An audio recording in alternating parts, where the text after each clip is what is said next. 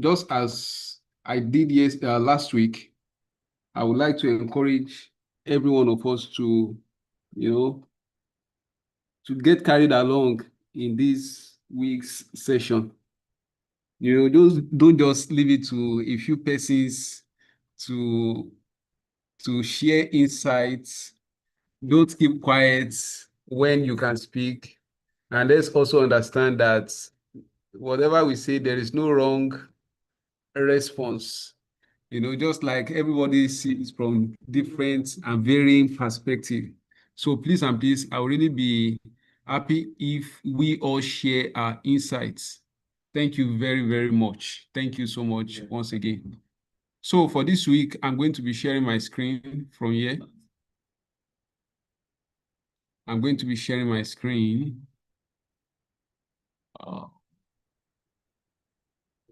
Please, just a moment.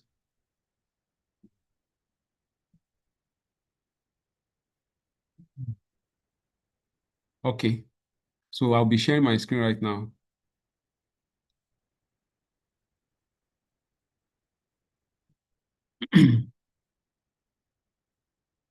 Please confirm if you can see my screen. Can you see my screen?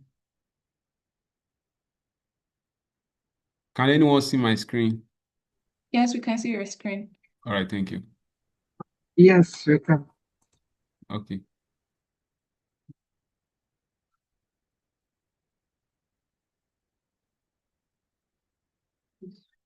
All right. So this week we are considering energy financing and ROI.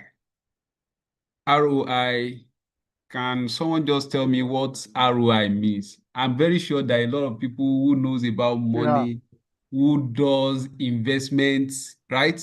Who is speaking, please? You can speak. Okay. Yeah. The meaning of ROI Yes. it means return on investment. Am Thank I you correct? thank you very much. All right. You see what I said now? I'm excited because I'm going to have a lot of people speaking today because we are dealing with money, right? And I'm very sure there are a lot of business people here.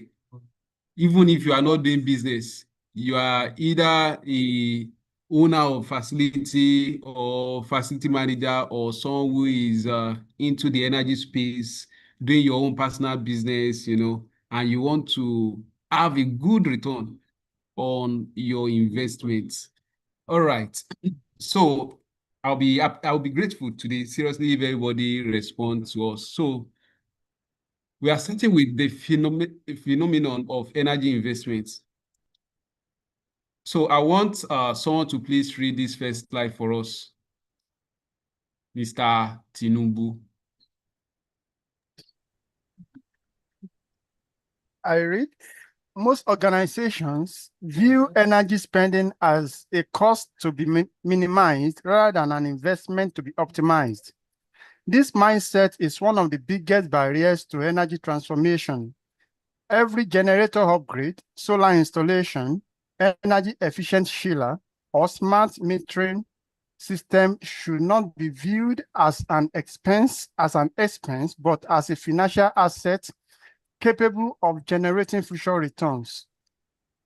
Energy financing is the process of acquiring capital to implement energy projects, while return on investment is the measurement of the value generated by those investments over time.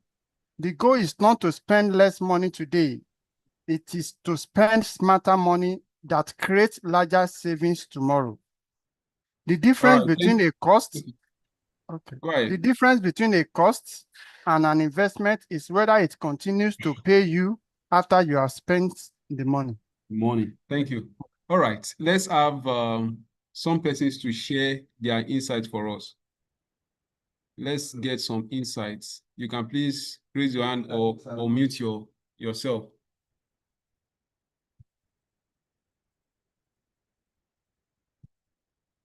Please unmute yourself if you are speaking.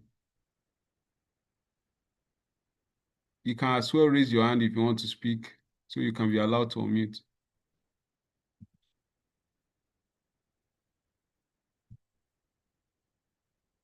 All right, permit me to call Mr. Anthony. Please unmute yourself and share an insight with us. Good morning, all. Good morning. Yeah, from the reading this morning, it's all about generating power or using power in a way that when you use it to do your business, at the end of the day, your return on investment is most appreciable. Not that you use power to do business at the end of the day, nothing meaningful is coming out of it. You'll be running at a loss because every businessman's idea is to invest and make profit. Thank you. Thank you very much. All right. Does anyone has anything to share? I also want us to have some deep insight, what is it all about money, money that is spent on energy. Let's have someone to share for us again. Anybody? Superior. Dufale Superior. Can you unmute yourself? I hope we all are in a place where we can speak today. Dufale Superior, can you unmute yourself? Is there any other person there who would like to speak?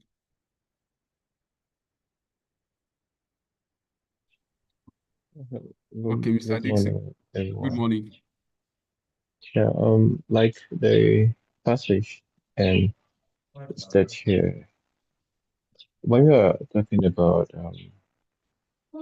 investing in energy, we are looking at spending money into energy. Like it can be you investing in generator, it can be you buying solar system because you because you have the intention to improve your efficiency.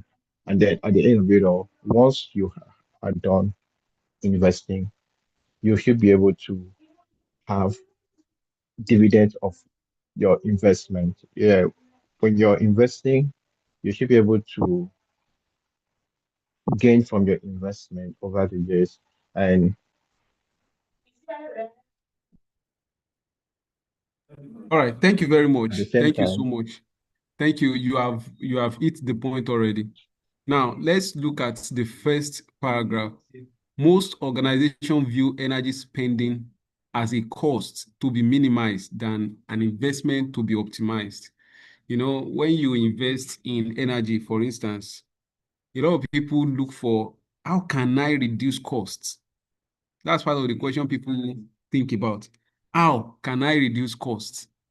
But do you know it is possible for you to reduce your costs on your energy projects? And as a result of the cost you are thinking of reducing, the money you don't want to spend, later on, you might have to even spend more, far, far more, because you were just looking at spending less and not looking at spending smartly or spending wisely. So the reason why we are looking at this topic today is to think about how can we spend smarter in a smarter way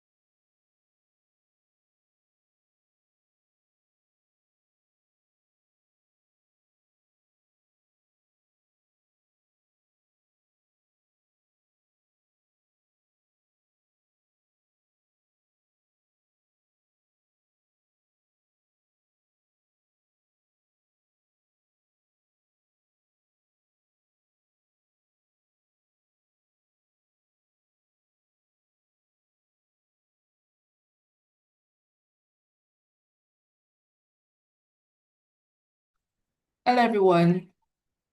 Sorry, it will be back soon. There was a bridge in connection. Just hold on for a minute.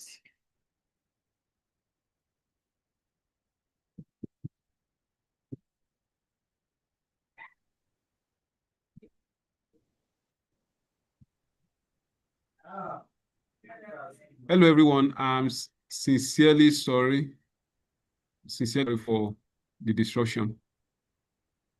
Please, can you hear me now? Yes, we can.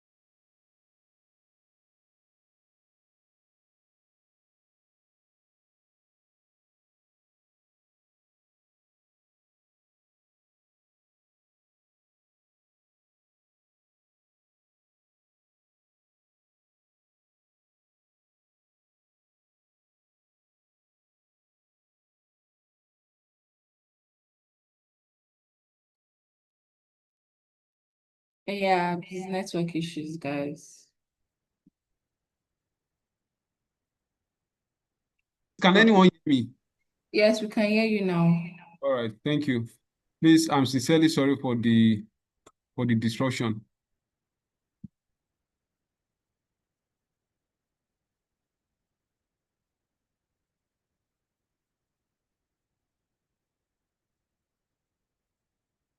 All right, thank you. So what we're talking about is that our goal is not just to look for a way to spend less, but to make sure that we spend in a smart way.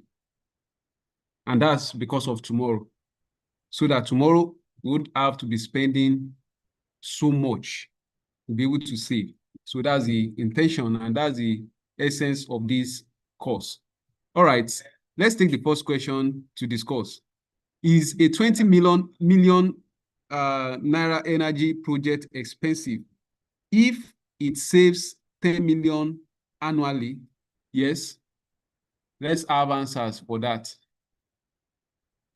You spend 20 million on energy projects, whether for upgrade or whatsoever, but Yes.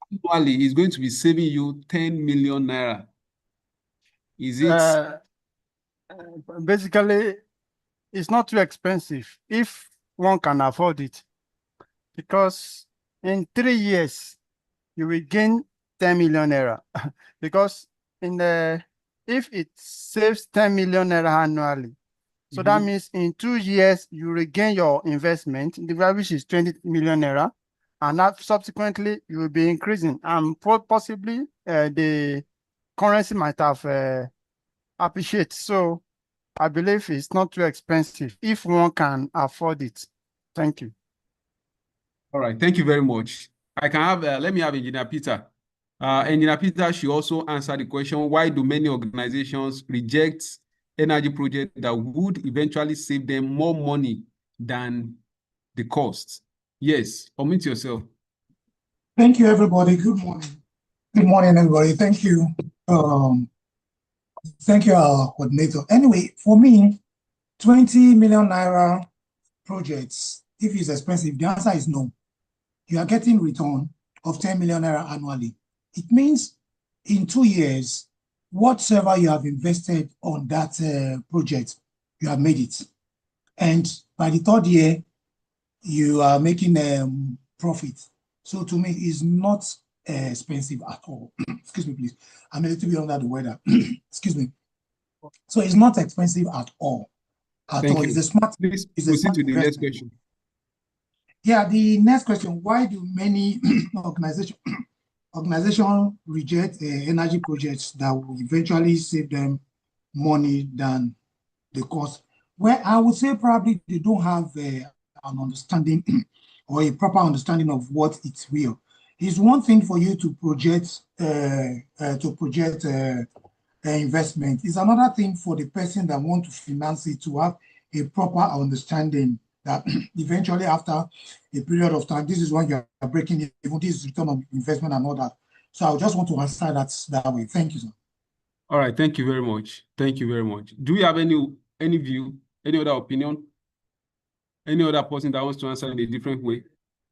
All right, thank you. All your answers are correct. Thank you. All right. To the second paragraph, understanding the true costs of energy. Understanding the true cost of energy. All right, let me have somebody. I want a female now. A female. Kindly raise your hand up. A female.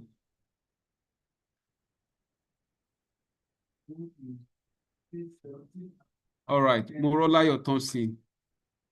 This is good. You are in a place where you can speak today. All right. Good morning, everybody. Good morning. Many facility managers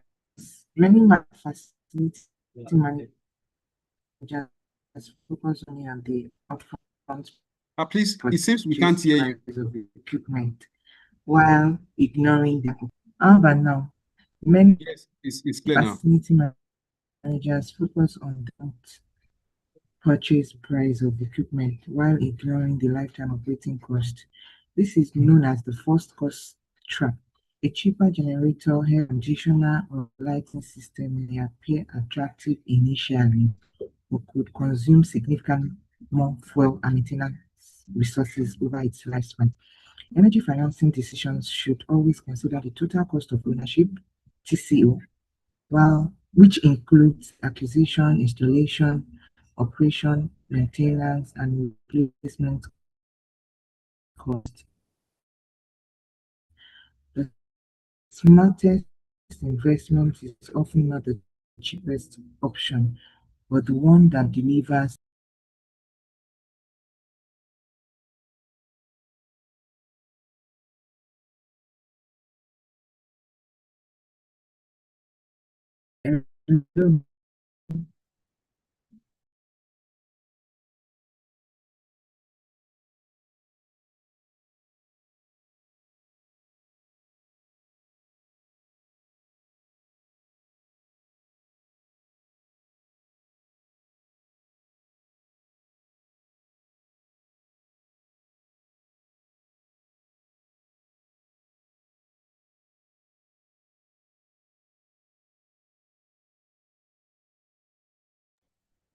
Hello, sir.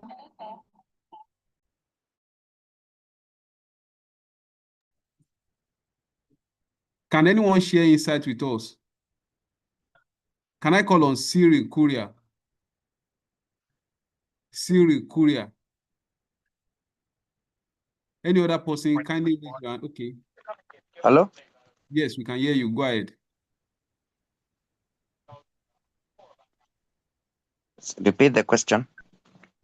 Yeah, we want you to share insight based on this paragraph that was read.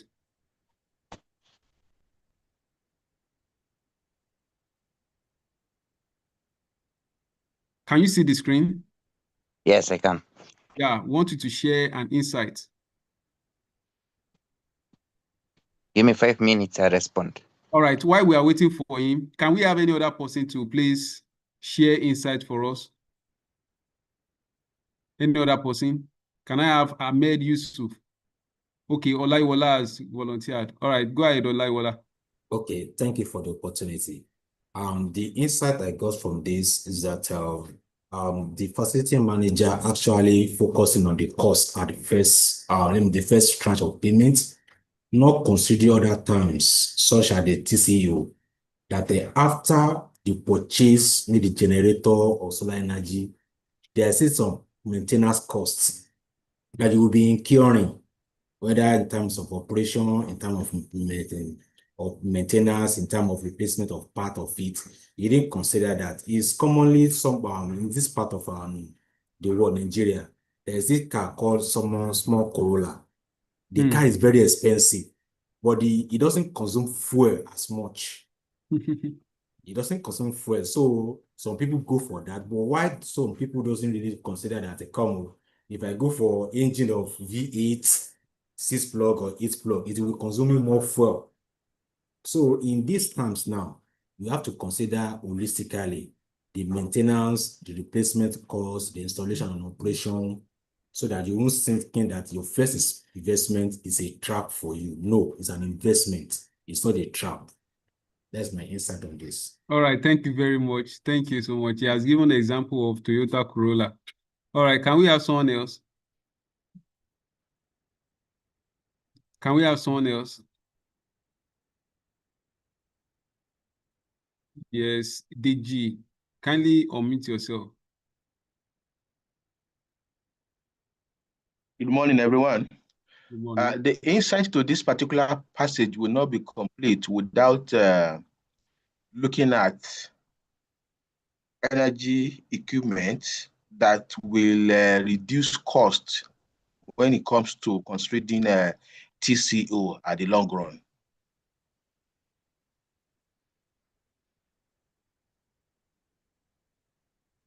We can't hear you. Okay, hello, can you hear me now? Yes, can we you hear me? now.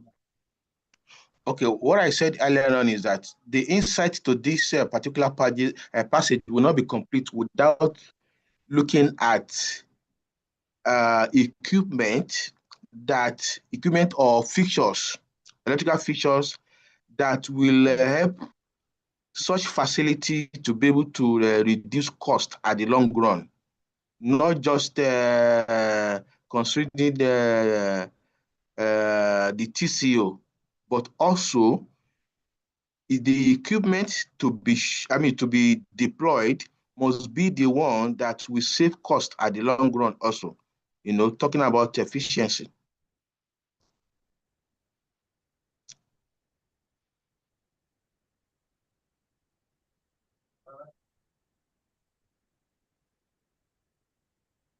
Hello, are you still speaking? Yes, I'm done. All right, thank you very much. Thank you so much, even though there was a network obstruction from my own end. Okay, is Dejabori Shade still speaking? No. All right, No, thank you. he's not Thank you, speaking. Kanduayan. All right, so let's go to the next slide, which is a question for us. The question is, would you rather buy a 1 million naira air condition that costs 500 naira annually to operate, or a 1.8 million naira model costs 150,000 annually? Which one would you go for? I just love the idea of that someone gave about Toyota Corolla, because truly, somebody can find a vehicle that's, even though it's very cheap, you can easily afford it, but at the long run, you have to get these the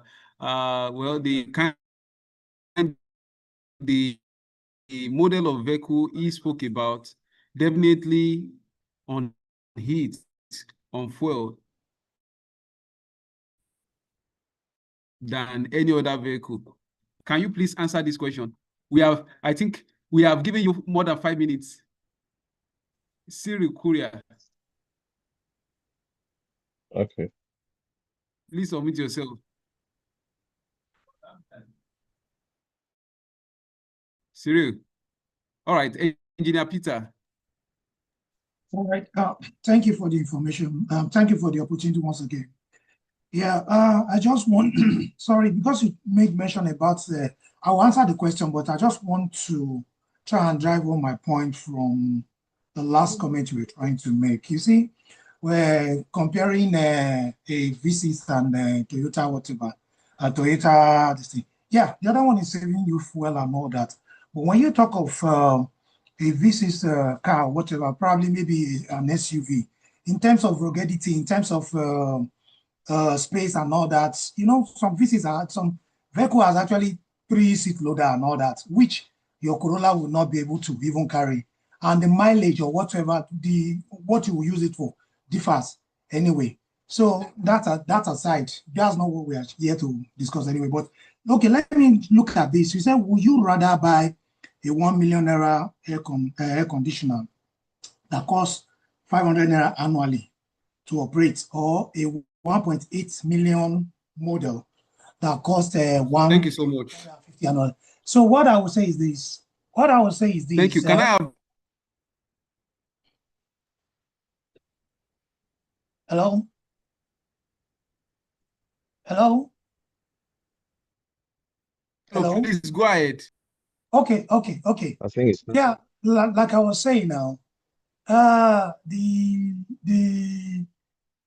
the question is a bit tricky, but then for me, I would say I would take the one that is easy to maintain, that does not cost me much when I'm operating it, because I'm not buying the air condition to keep in my house as a part of whatever. It's meant to be used. And if I will be using it and I'll be paying 500 naira annually, I would rather go for the initial cost of 1.8 million that will say that I can spend 150,000 to run it annually. Thank you. Thank you very much. Thank you so much. Let's move on to the next slide. ROI, payback period, and financial decision making. All right, let me have Kolawole David. Well, I saw your hand. So Kolawole David, please unmute yourself. Unmute yourself and read this next slide for us. I wanted to make a particular statement the last slide. No problem. Just continue with this. Can I go on? Can I go on? Please go ahead. Okay, so the most common financial metrics used in energy management are return on investment, ROI, and payback period. ROI measures how much value an investment generates compared to its cost, while payback period measures how long it takes for savings to recover the initial investments. Although many organizations focus solely on short payback It periods. says your voice is very low. Okay, is it better now? Is it better now? Yes, go ahead. Okay, truly strategic. Managers evaluate both short-term recovery and long-term profitability. A project with a 3 years payback but 15 years of savings may be more valuable than a project with a 1 year payback and limited future returns. Payback tells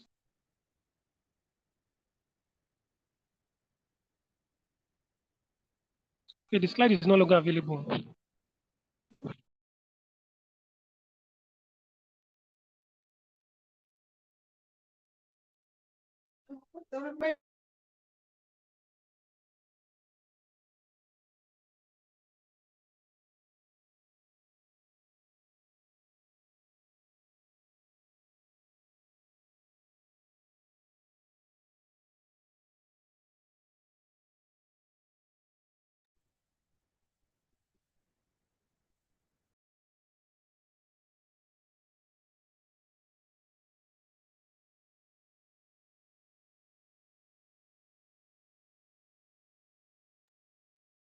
Okay, so can I finish up with the last?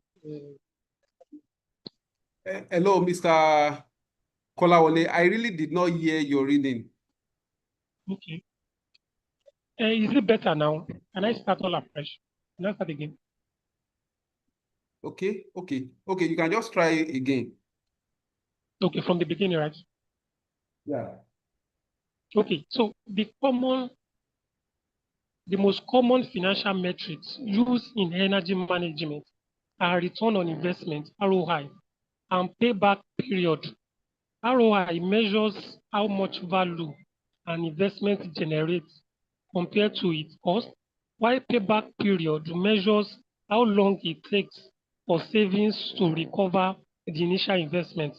Although many organizations focus solely on short payback period, true strategic manager evaluates both short-term recovery and long-term profitability.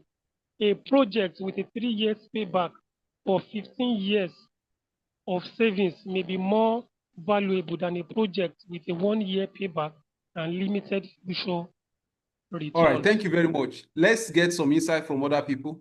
Yes, I can see a name, Oladele Afeni. Can you unmute yourself? Please, even though I call on you, you can still raise your hand and speak. Oladele Afeni, please unmute yourself. Share an insight with us. Okay, good morning, everyone. Good morning. Yeah, a lot of the time, sometimes when you buy an equipment, it might not be energy efficient, but it might be more expensive. So sometimes you have to think more in the long term than the short time. Something might be expensive while you are acquiring it initially, but in the long term, it's going to make a lot of economic sense. I think that's what the ROI means. All right, thank you very much. Thank you very much. Can we have any other person share an insight? Any other person? Just share with us what's... There is a point that was made that most people always focus on quick, you know, should I say quick money now? Quick returns, quick returns, quick returns. Now, what do you see about that? Can anyone just speak about that? I know I have business people here and people who understand business very well. Okay, Lois, can you unmute yourself? Okay, I'm not a business person per se, but I think the point I was trying to be passed across in the second paragraph is that you don't always have to look at the short-term recovery, that is the immediate profits that you might get from investing in a particular project. But sometimes you have to look at the long-term profitability. So for a project that maybe requires maturity or sustainability so that it is able to grow, it is able to reach as many persons as possible, your immediate returns, that is your payback period, may not be as quick as you want it to be, but you may have to be able to, you may have to be able to wait for it to take as much time as possible so that when you get that actual payback, it has more value than a short payback of maybe 1 year, 2 years compared to maybe a 10-year period. Thank you so much. Thank you. I don't think I have any other thing to add to what has been said. All right, let's get the question now. Which project is better? A 5 million naira investment with a 1 year payback or a 20 million naira investment with a 3-year payback, but 10 times the lifetime savings? Yes. Can we analyze this? Can someone please respond and, you know, give us a kind of analysis of what why your answer is whichever it is? All right, anybody? I just want to chip in here. I think the one of the 20 million investment with a 3-year payback, but 10 times the lifetime savings. I think that one adds more values, you know, over a lifetime compared to the 5 million and with 1 year payback. So if I would choose, I'd rather choose the one of the 20 million investment, because I wouldn't just be looking at with that, I wouldn't just be looking at the present, but I'll be looking at the long term, and I'll be looking at the project giving more value over the circle of the lifetime. Thank you so much. Thank you. You know, let me just digress a little out of energy. I found myself in the midst of some poultry farmers, and while trying to ask them which one is better, you know, which one has more profits, it depends on your perspective. One, it also depends on how much you are. You know, yes, the 20 million naira investments could be better, you know, but maybe because you don't have the loan facility or you don't have grants, but you have easy access to 5 million naira, definitely you would want to go for the 5 million naira. But if you have the 20 million naira and you are not someone that is quick expecting profit so quick, you will definitely get a good payback on the 20 million naira investment. So as I was saying, some people said, see, it all depends. If you want to do, if you want to do a layer farming will take you a long-term investment, like is it 16 weeks or something, that you have to first feed them, just keep on feeding for the whole of the 16 weeks. You are not getting anything. You are just spending.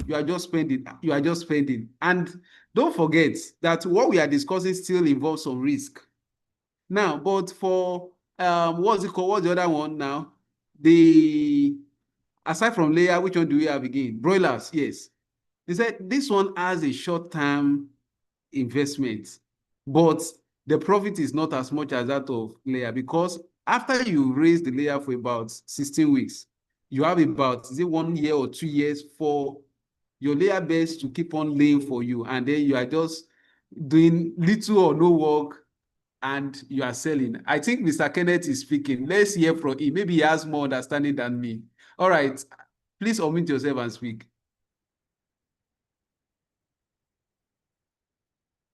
Mr. Kenneth Ojeke, unmute yourself. Good morning. Morning. You're the expert. We are learning from you. I just want to make some comment. It might be different from what other people are saying. In business now. Yes. In business now, what people look at, they look at two methods of financing a project. They look at the capex and OPEX. Now, and if you look at capex and OPEX, and most companies and most businesses, they are moving from that capex region to the OPEX region. For example, now, back in the days, if you want to get an email service, you go and buy a server, employ IT engineers and everybody to run that server, exchange server in the office. But today, you spend capex, big money to acquire those equipment. But today, they use OPEX. They go and acquire, if you have 10 users, they just buy 10 user license and use it and pay every year. Now, in power sector, like some companies right now in Nigeria, some solar companies, I cannot remember their name. What they do, they give you the equipment and you start paying based on your consumption for a time period, and you still have that same 24 hours service. If the equipment fails, they will come and replace it and continue the process. So if the OPEX is available, most people will go for the OPEX instead of the CAPEX. That's my reasoning. All right, thank you so much.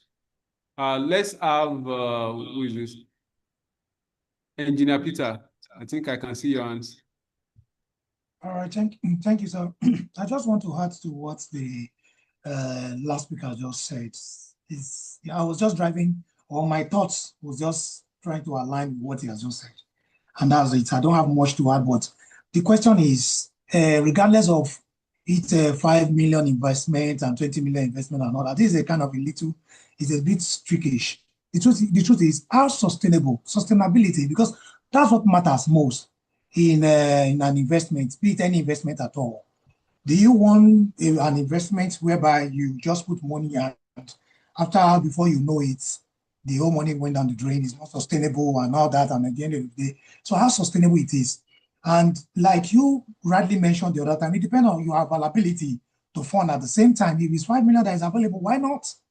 Why not? If it is 20 million that is available and you can wait that long. But however, the long and thin of the whole thing is that how sustainable is any business? It's not how much that is invested that really matters, but how sustainable. Thank you, sir.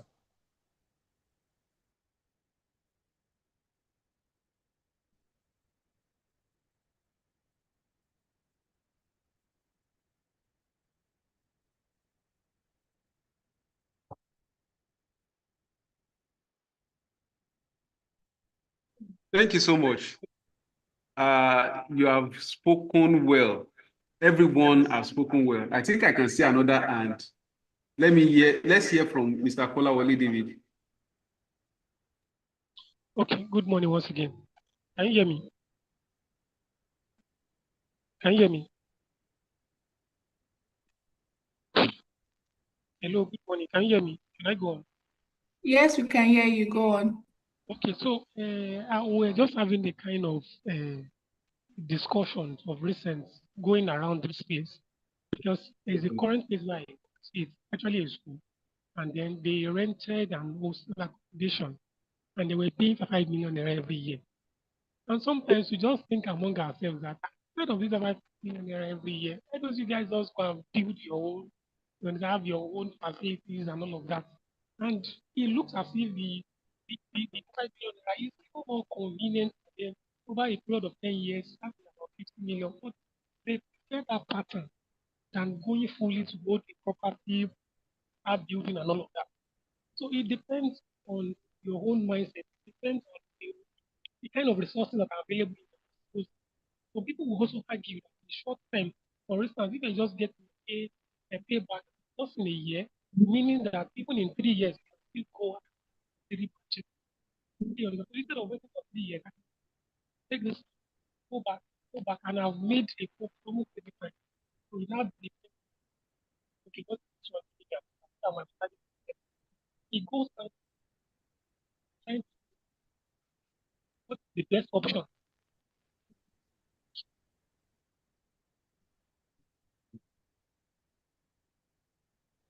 All right. I don't know why we're having unstable network today. Can anyone hear me, please?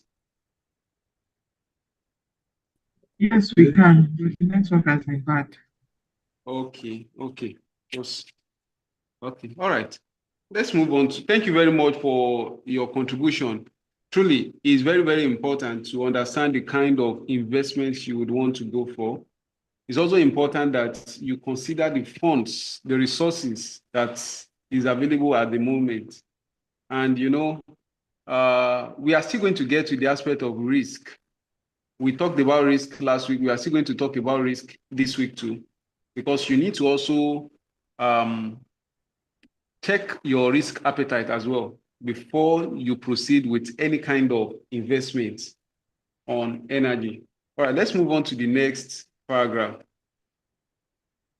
Energy financing models and sources of capital. Please, let's have Mr. Kolawole David to please unmute and read for us. Can you hear me? Yes. Okay. Now,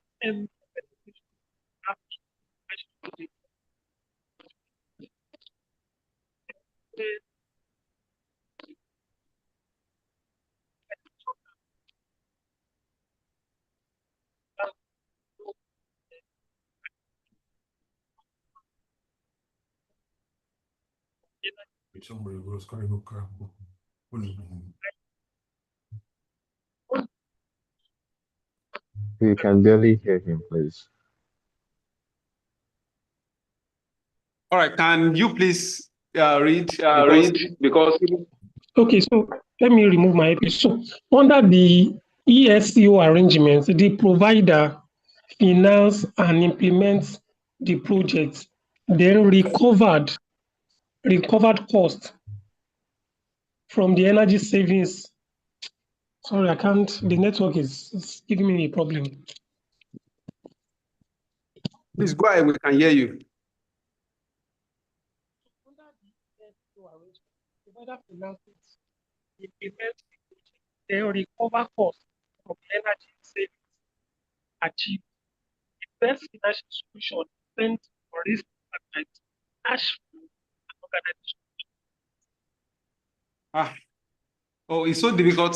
I don't know. Can any other person, can you hear him clearly? Or is it my network that is having issues? I think it has to do with his network. Yeah. All right. Mr. Dixon, can you share insight? Just go ahead with sharing insight if you can. Unmute yourself.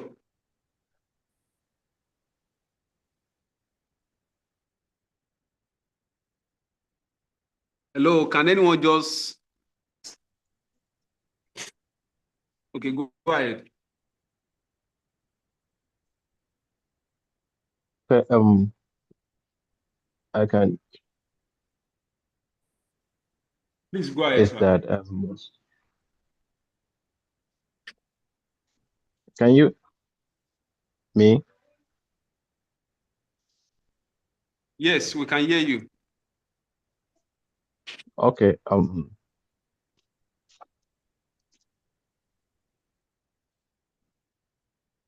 my perspective is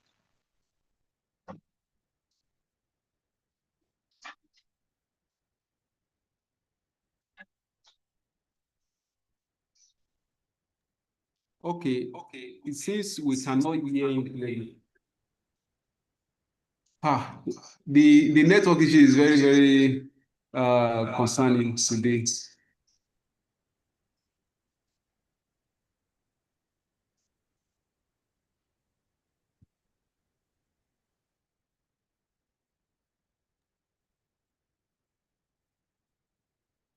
What do we do now? All right. Does anybody else want to try?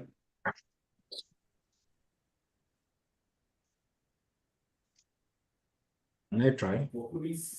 Okay, go ahead. Go ahead, Mr. Odaiwola. Okay. Not every organization has enough cash available to fund major energy projects. This is where financing mechanism becomes important.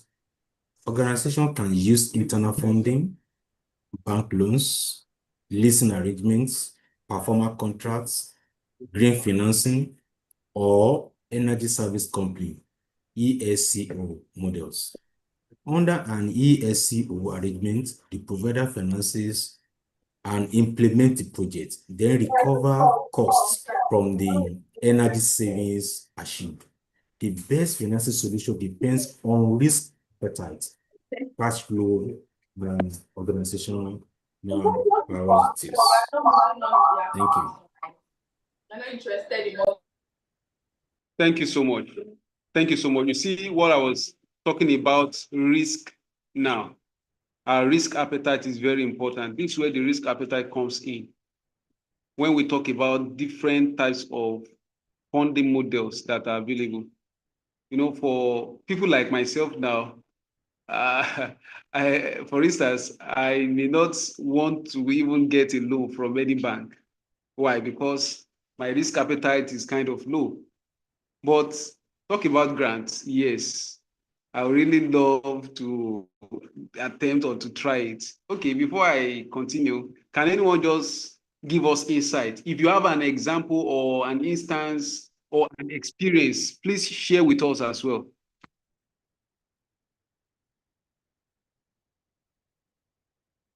Okay, I will try to check messages. Some people are sending us messages. I think Dufali Superior said the passage is talking about project funding. How can it be gotten? What you need for it? What, who, whom, and where? All right, thank you. Yes, who is speaking now? Mr. Kelvin Okunji. Yes, sir. Good afternoon, everyone.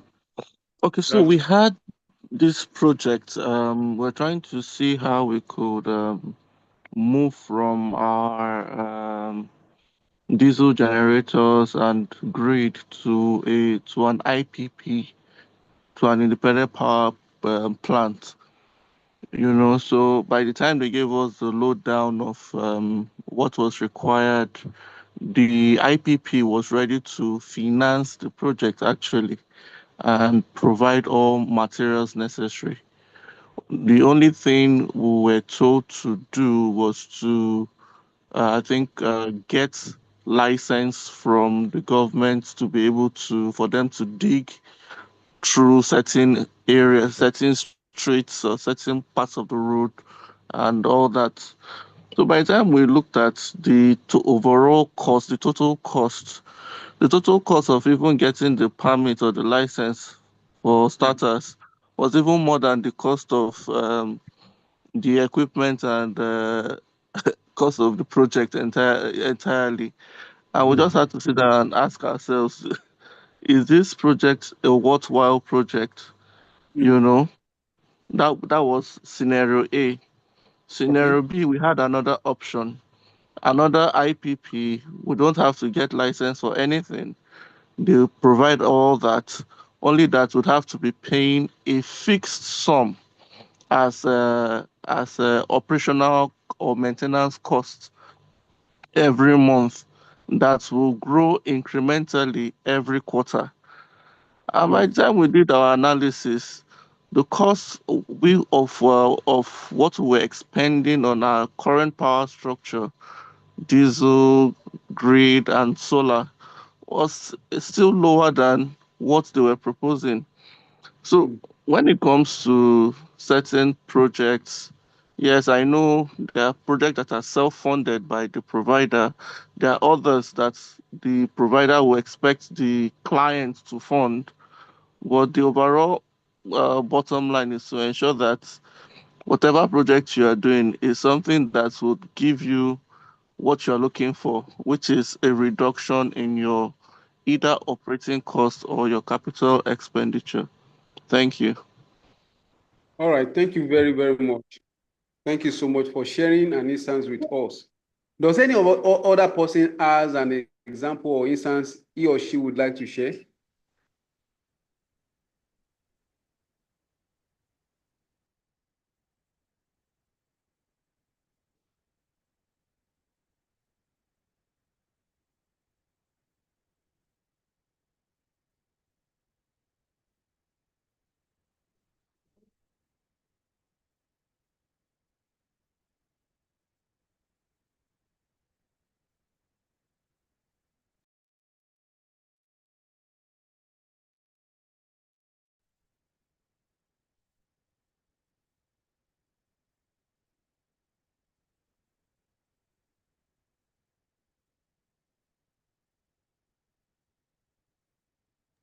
All right, while we wait for the slide to return, how can organizations leverage external capital without exposing themselves to excessive financial risk? How can organizations leverage external capital without exposing themselves to excessive financial risk? Yes, anybody?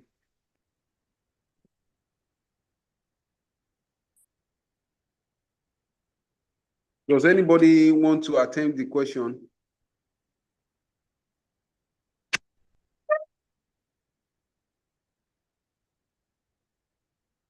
Please go ahead if you want to attempt the question. Hello, can you hear me? We can hear you clearly. All right.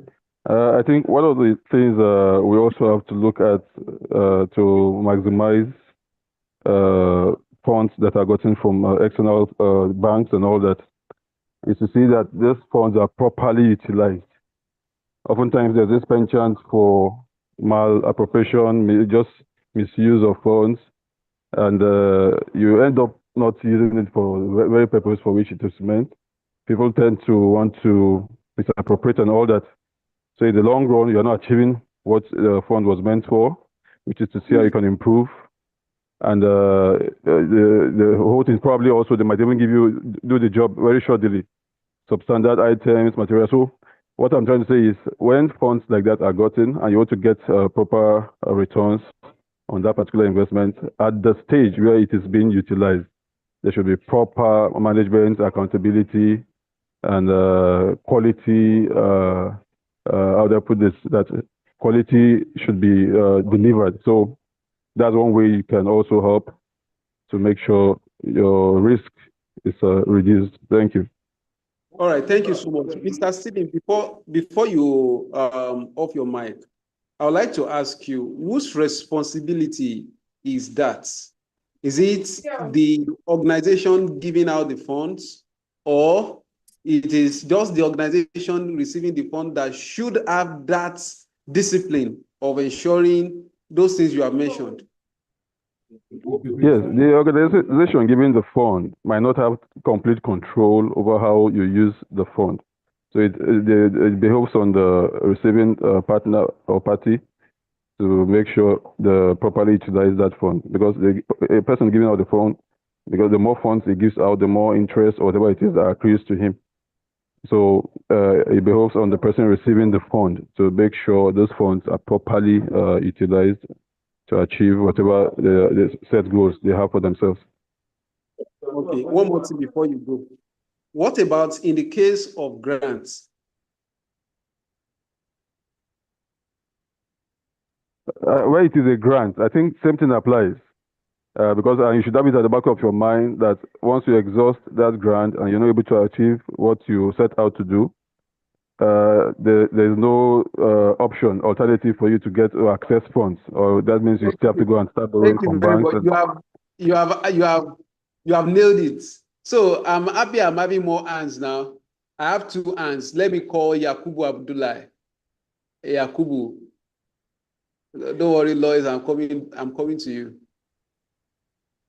Hello, good afternoon, everyone. Good Thanks for afternoon. giving me the chance. Okay. I think one of the ways an organization can get a loan or something like through MOU. Through Hello? MOU. Yes. Yeah, memorandum of understanding, yes, between the loan giver and then the organization. And then maybe where they can share either 60-40 or it depends on the project, and then or maybe the organization can even provide social amount and then you to go through MOU in short note. I think it's one of the way, and then it's a best way. It will minimize risk from the both the organization, and then even the loan giver, he would be really full in charge and then control of what he give. Thank you very much. Let's hear from Lois Moses. Okay, so what I just wanted to add to what they had said was that to answer the second question on leveraging external capital, sometimes some companies can give equities to some investors so that they feel as if they are a part of the company, and in doing that, the risk is shared between them and those investors. And another thing they could do when it comes to like ensuring that there's no financial risk, because someone mentioned mismanagement, is they can have some payback periods where they are able to monitor the cash flows that go in and out of the project. So if you separate the cash flows for that particular project from the usual day-to-day operations of that particular company, you are able to track your payback periods. You're able to maybe put some timelines for paying back. So maybe you have like a 3-month window or a 6-month window where you pay back, so that way, even other investors will be reassured that your project is something that they can subsequently invest in. Thank you so much. Thank you. I will just give an instance of an organization I know. And that's, how many of us know about Tony Elumelu Foundation? Many of us, almost all of us. In fact, all of us know about Tony Elumelu Foundation. So what I know about them is this: they provide grants, and they have been providing these grants for entrepreneurs for years. And before they assign or allocate funds of $5,000 to you, they would do their own thorough background check. They would make sure that they, even to the extent of coming to know where you live, where your business is situated. And part of what they also do is to train you. And when they train you about every aspect, including finances, how to handle, how to manage funds. However, just like Mr. Stephen has said, the honor still boils down to the receiving organization to have determination, to be, to be disciplined enough on how to manage or utilize the funds. Because the giving organization, especially when it's the case of grants, which they may not be asking you for reports or payback, you have to manage it by yourself. And I love what he said, that you should know or have it at the back of your mind that once it's exhausted, there's nowhere to fall back on. So it is very, very important to be disciplined. All right, now let's move on to the next. Risk-reward balance. Risk-reward balance. Let's have, okay, let me invite Lois Moses to please read for us. I hope you have not read today. Please read this paragraph for us, please. Okay. Every investment carries risk, and energy projects are no exception. Saving projections may not materialize exactly as expected due to operational changes, equipment misuse, maintenance failures, or fluctuating energy prices.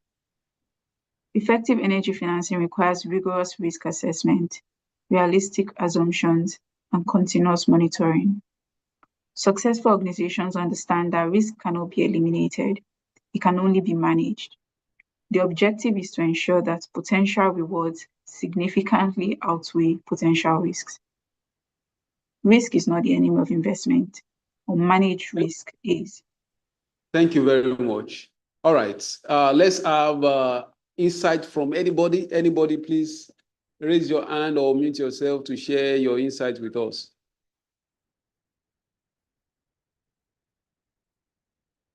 Yes, who is speaking?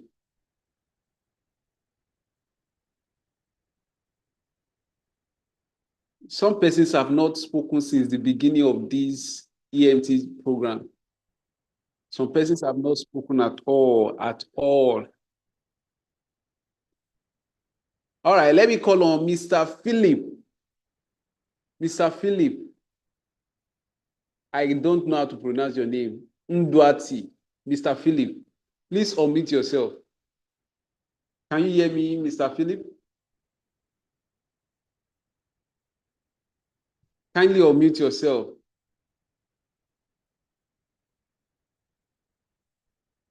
Are you in the meeting at all? Okay, someone says it boils down to the relationship they have that will result to the funding. Okay, that was the question we asked earlier. All right.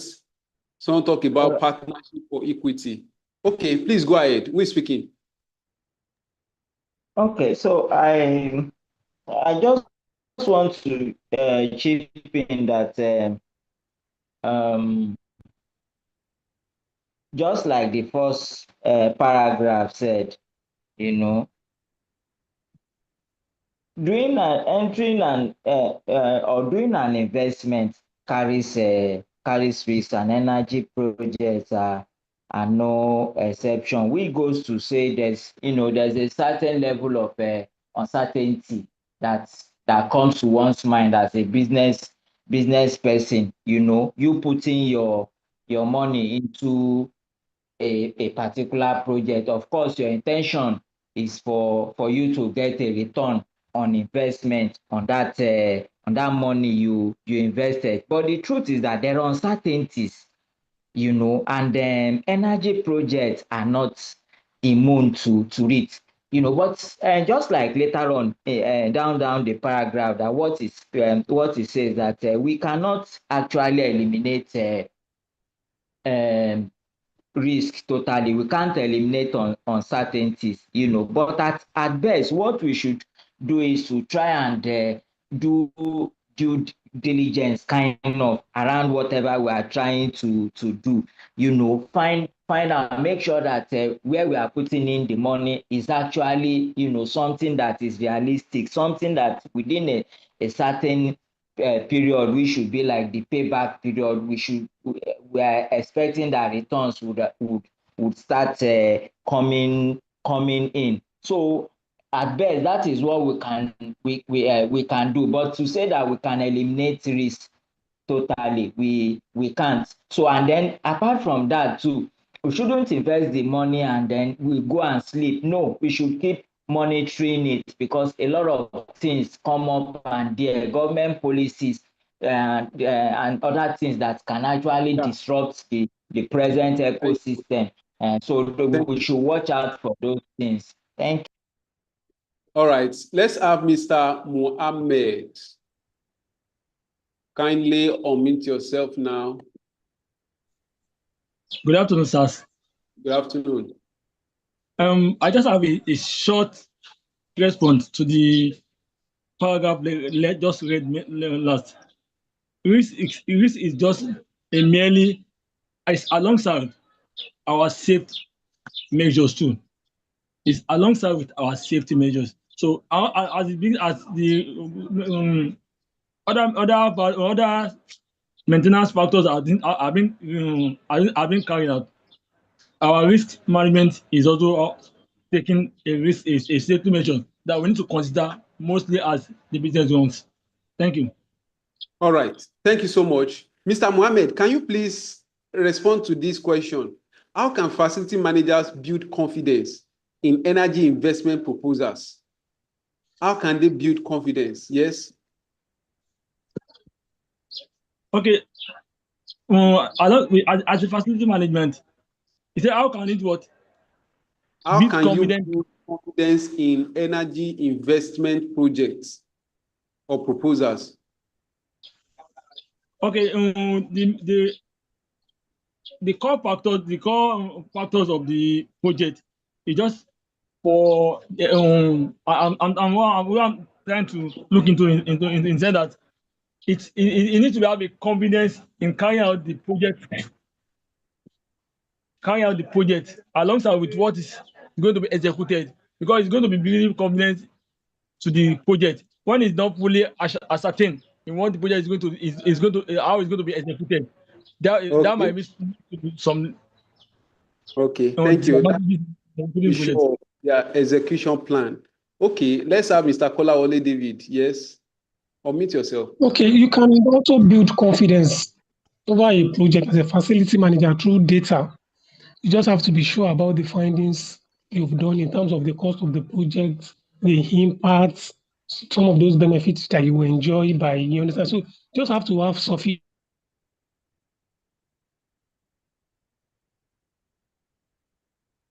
Sorry, can you unmute yourself? I guess you are still speaking. Okay, can you hear me now? Yes. Okay, can you hear me? So I said you can build confidence as a project manager through having sufficient data. If you want to embark on the project, you just have to have all the necessary information it requires, all the benefits, all the cost of project and everything. So the information, the data should be intact, so that at least at the end of the project, you can ensure that what you are proposing will work to the benefit of what he has been scheduled to do. All right. All right. Thank you so much.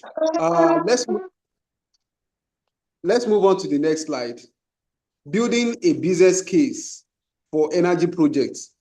Building a business case for energy projects. Yes, who is reading this paragraph for us? Who is reading this paragraph for us? I want to look for someone who have not spoken at all. Yes? No, Mr. Anthony, you have been speaking. Okay, I wanted to hear this superior, Dufale superior.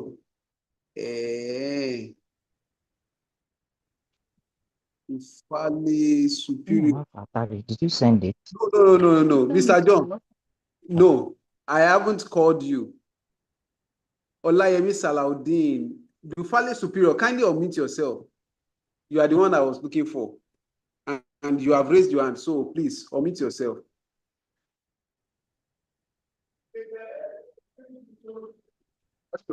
Good afternoon, sir. Just go straight down. You see,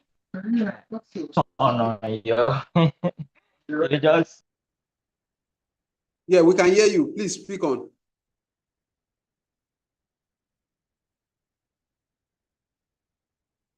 Okay, Olayemi Salaudeen, kindly speak. All right. Thank you very much. Good afternoon, everybody. Good afternoon. The success of many energy initiatives depends not on technical performance, but on the ability to convince decision makers. Facility managers must learn to communicate energy projects in financial language. Executives understand. Senior management often responds more positively to discussions about profitability, cash flow, productivity, risk reduction, and business continuity than to technical specifications. A successful proposal demonstrates not only how energy will be saved, but also how organizational value will be created. Executives do not invest in kilowatt hours, they invest in outcomes. Thank you. Thank you so much. Executives do not invest just in kWh, right? They invest in the outcome, the results. The results. All right. So let's have some persons share insight for us. This is a very simple, what is it called now? But before you share your insights, I would just like to remind us of something that I made mention of last week concerning this part of risk. It says risk is not the enemy of investment. Unmanaged risk is. Unmanaged risk is. You know, last week I said something that in risk management, it is either you are willing to do the projects, to execute, or to, to do whatsoever you want to do. But in everything you want to do, risk is always involved. The moment you take the decision to proceed, you must calculate your risk and manage it properly.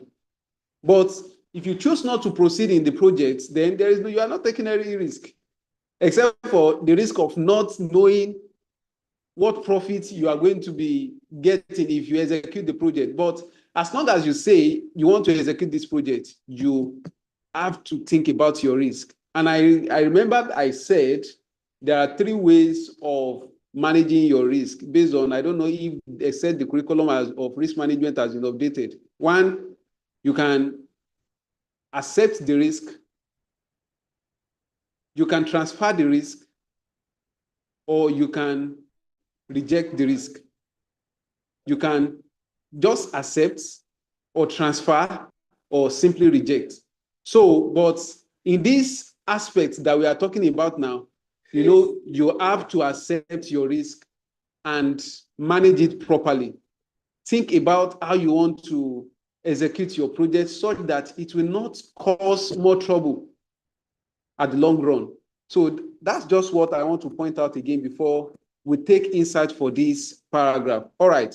Can I have Fernando? Fernando, please unmute yourself if you can hear me. Fernando. I'll be calling random persons. Oladele Afeni. I've called you earlier, you didn't unmute. Philip Ndwati, if you can hear me, unmute yourself. What's happening? Is Fernando. Fernando, okay. Fernando. Thank you, Fernando. He's a known person. All right. Can you unmute yourself? Okay. What about Ahmad Yusuf? We have a lot of, experienced people here, but I don't know why they are not. Okay, can I call on Kingsley Ugota? Mr. Kingsley Ugota, can you unmute yourself? Please share now. I think we are already getting to the climax of today's session. Okay, what of Van Defan? Can you unmute yourself? Can you hear me? Yes, we can hear you. Okay, I'm having a really bad network today. But it's very fine now. I can hear your voice clearly. Okay, so what this slide talks about is that like facility managers needs to communicate well to decision makers. Like not all decision makers are like familiar with the technical terms. What they need to understand is what is the return on investments, what they are going to save, what they are getting. That's what are the risks involved? How are they going to manage the risks? Like you need to know how to communicate all that. They don't need to like you don't need to like actually be telling them about their kilowatt hour, their capacity and everything. You need to like know the language you are going to speak to them so that they understand what you are actually talking about. All right. And what language do they want to hear, please? What language do they want to hear? Is it English or what's it called? Hausa or the language? Money language. Money language. I think the language they want to hear is what is in it for them. Power. I deliberately asked What it is in because it for them? Okay. What they understand more is The language is in Naira and Kopa. In Naira, okay, well, come on. We are not just speaking to Nigerians alone. I think it has to do with cost benefit. Interesting. And you see now, Language. this is how you will know that a lot of people here deal with money. They were just cooling. They were just pretending to do as if they don't know or they were not hearing us. But when it turns to the kind of language that they want to know, they want to hear, then they are speaking out. And you can imagine these are executives also, because these are the language they love to hear also. That's why they are speaking out fast. All right. Thank you very much for responding. So the language they want to hear, if you look at the second paragraph, they often respond more positively to discussions about profitability. I can see an hand, Stephen Enenche. Okay, please, I've seen your hand already. Kindly Yes. speak. Okay. Hello. Yeah, go ahead. You just actually mentioned, you made emphasis on where I wanted to throw more light. Every investor or executive is more concerned about profitability.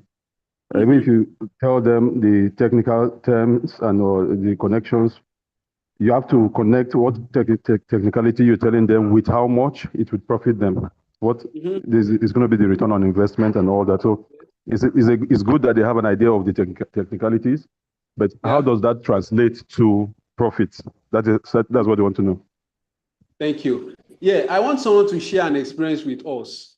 Maybe you are the boss or you have opportunity to discuss with a board executive or something, and your proposals were rejected, but you had to go and work on it again and then come back and represent, and it was accepted. What made the difference? Is there anybody here that won't have such experience you can share? Yes, the fairly superior. Kindly unmute yourself and speak.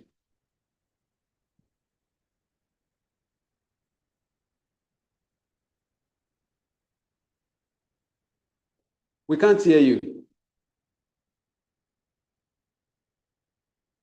If there's any other person, you can please raise your hand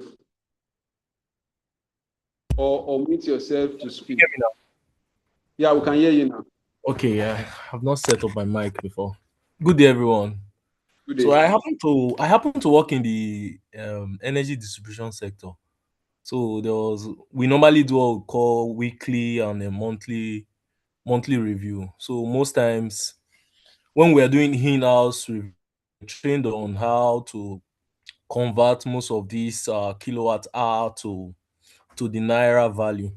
And when you talk about a distribution company making profit, talking about the marketing efficiency of that establishment. So most times when we do most of these things, when they say we are losing about 1,000 kilowatts hour of energy, it might look that it's small, but when it's being converted to Naira and you see that you're losing over 2 million Naira worth of energy, it becomes a problem. So there's a time, maybe for instance, maybe we might have a billing efficiency of maybe about 80%. Then we now have a collection efficiency of over 100 and something. For the shortfall of that, it's something which means what we build and what we collected, we collected over what we built to balance up for that shortfall of the billing efficiency. That was when it comes to the Naira value of what we've collected.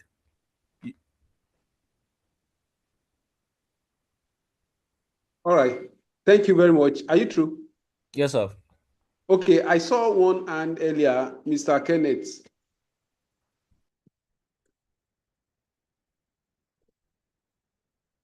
Please unmute yourself. Okay. In writing proposal to business or executive, what they would like to see, basically, they would not like to see all the technical jargons you have there on your document.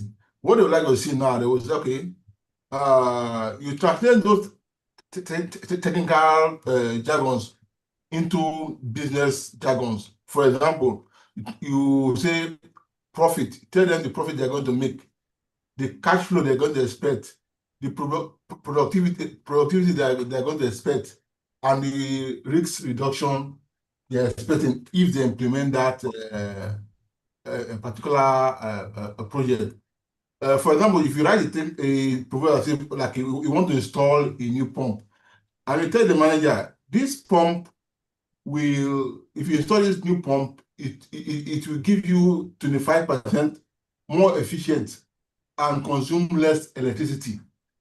You might not understand it, but if you tell the manager that investing 20 million in this new pump and it will save 8 million annually, reduce unplanned downtime by 30%, improve productivity and reliability, and you pay back within 2.5 years, you will pick interest and give your project more attention than you just telling him this pump will this new pump is 25% more efficient and it consume less electricity. It might not make sense to him.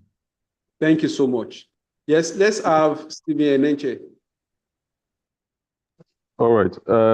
An example like you asked for, I'll give an example with my establishment. I work in the energy generation firm. Sometimes ago, they asked for innovative ideas on how to improve our generation and also how to curb some excesses, some wastages. So a group came up with an idea.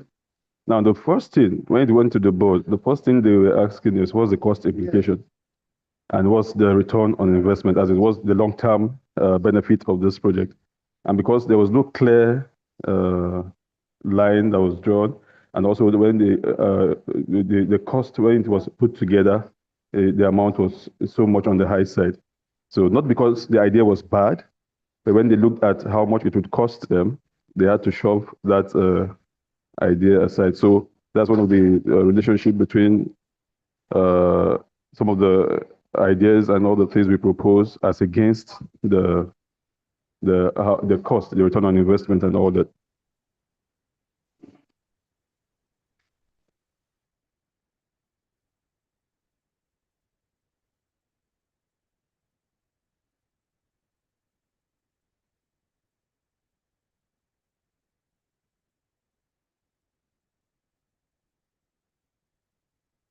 We can't hear you, sir.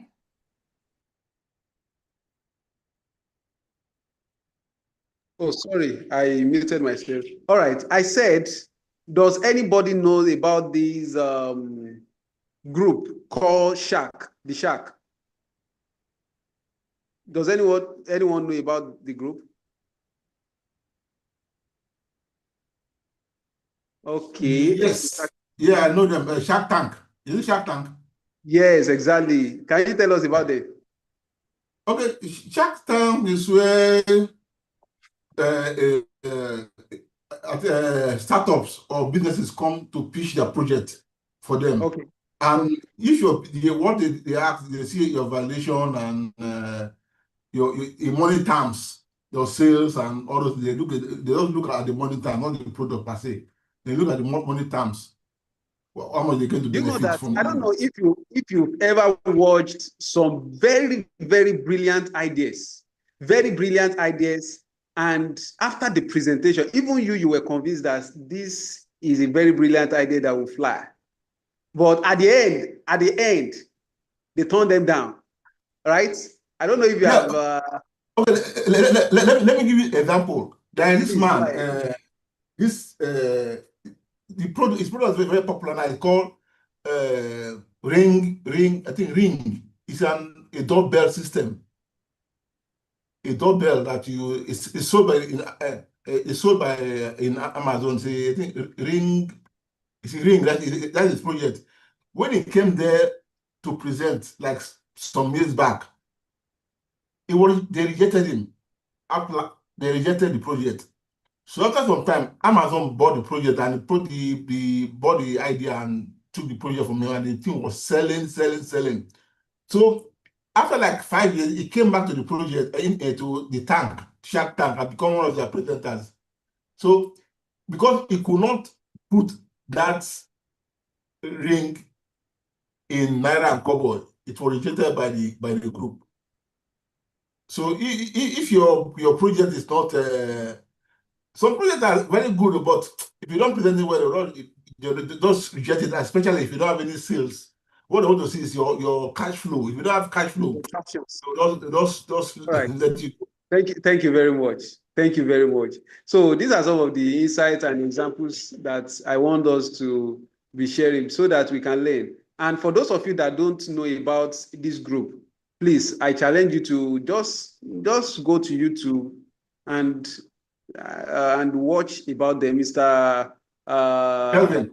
Yes, you can please share, write or type the name of this group on the message so that others can just search them on YouTube and then just go and watch some of these things. And so the reason for this exercise is to have a clearer understanding of what we've just discussed about now.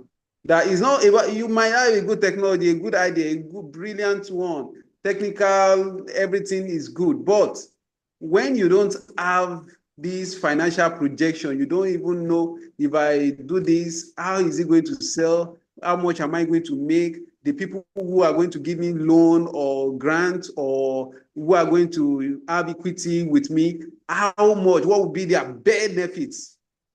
Once you don't put that in order, definitely you will be sure that you may not have a very good presentation or proposal that would be accepted.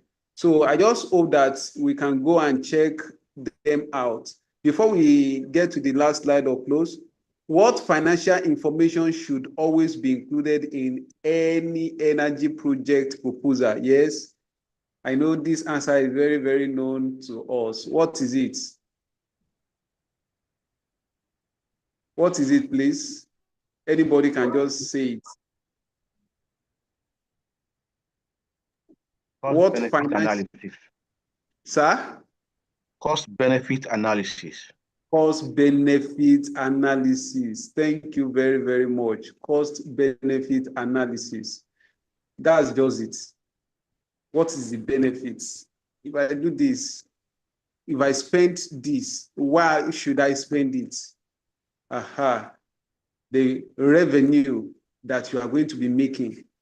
So I think with this, we can say energy financing and return on investment is where engineering meets business.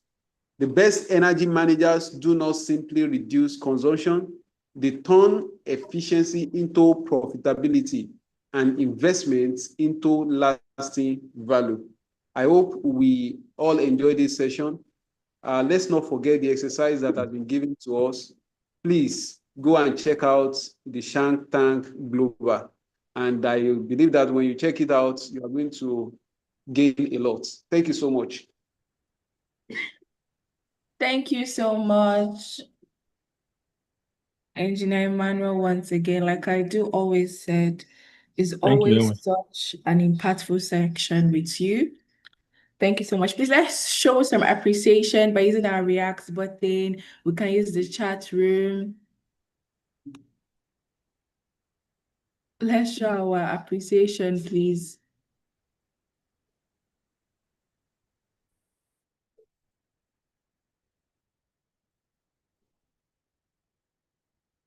Thank you so much, Engineer Emmanuel. We really appreciate you. We really thank you for such a wonderful session. Thank you so much. All right. So let's not forget the tax that we're given. I think they have dropped it in the chat room. The link is already in the chat room, right? Yes, the link is already in the chat room. Shark Tank Global. Yeah, so just click on the link and go binge watch. Thank you. So real quick, I'll be calling the names of attendants that I have here with me in a non-alphabetical order. So please, once you hear your name, if you can't speak, use the react button. Louis Moses. I'm here, present. All right. AJ Olayiwola. Present. Ahmad Yusuf Diko. Ahmad Yusuf Diko. All right. Agboy Mian Anthony. Present, man. All right. Aminu Ibrahim. Deji Aborishade. Present, madam. Aminu Ibrahim is present. I am here. All right, noted. Dixon. Sorry, I might not be able to pronounce your names. Dixon, Madam, if you noted Aminu Ibrahim. Yes, Aminu Ibrahim, noted. Thank you. Dixon, okay, thank you, Dixon. Dufali Superior. Engineer Ojukwu. Engineer Ojukwu. Yes. Engineer Peter. Engineer Peter. Okay. Evans. Kipruto. Okay. Ezidike Izushuku. Okay. Isaac Tinubu. Isaiah Adeshino. John. Okay, noted. John Uwabuko. I'm here, present. All right. John Oluwashola. Junior John Chukwu. Kelvin Okonji. Present, man. All right, Kelvin. Kenneth Ojoke. Please permit me to pronounce the name correctly. Thank you. Ojeke. All right, thank you for that correction. Kolawole David. No. Kolawole David. Present. Mohammed Ade. Adekunle. Yeah, Morolayo Thompson. Oladele Afeni. Present, man. All right. Present. Thank you. Olaoluwa Ashraf. Olayemi Salaudin. Present. Thank you. Olokede Oluwagbe. Sorry, I'm not saying the complete one, so just react. All right. Philip. Present. Jumbo Philip. Shekina Ahmad. Outside the photo. You don't hot. Sekina Ahmad. All right. So those are the names on my list for today. I haven't heard my name, please. All right. Thank you so much. I Some didn't, people I have something. didn't hear my name. I didn't hear my name.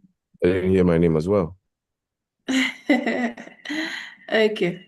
I've noted this one. Stephen, Suleiman, I didn't hear my name. Samuel, Yakubu. Chota Philip, Bandifan. noted. Yakubu, I didn't hear you call my name. I've noted it, don't worry. Okay, no problem. But please, next week is going to all the people that are still here, your names are noted. Just that those are the ones that are on my list. But in case you didn't hear your name, it has already been noted, so it's not a problem. But please, next week, make sure you're in class to avoid stuff like this, because next week is going to be our last class, which will make it week 12. So please make sure you're in class till the end, because we can't tell you when attendance will be taken. So please stay in class till the end to avoid situations like this of your name not being mentioned. Anyways, that brings us to the end of our classes. And for the materials that have not yet been uploaded, it will be uploaded and you'll be notified when it is, right? So it's not a problem. We'll tell you when it has been uploaded, and you also get notifications in your email that you used. So have a wonderful week, everyone. Bye. Bye, everyone. Bye, everyone. Thank you. You're Bye. welcome. Thank you so much. Bye, guys. Bye, guys. You're welcome. Have a wonderful week.